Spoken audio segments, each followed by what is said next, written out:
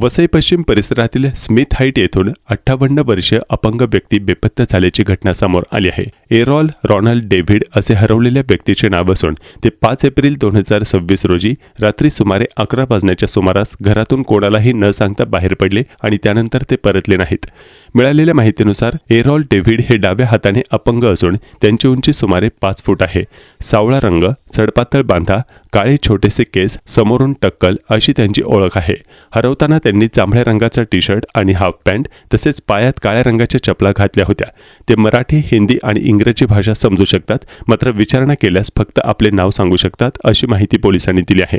या प्रकरणी वसई पोलीस ठाणे येथे 6 एप्रिल 2026 रोजी हरवलेल्या व्यक्तीची नोंद करण्यात आली असून पोलिसांनी शोध मोहीम हाती घेतली आहे।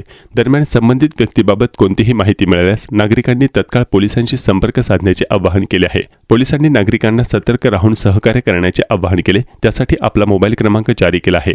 वरिष्ठ पोलीस निरीक्षक 98 21 89 91 37 या क्रमांकावर संपर्क करण्याचे आवाहन करण्यात आले आहे।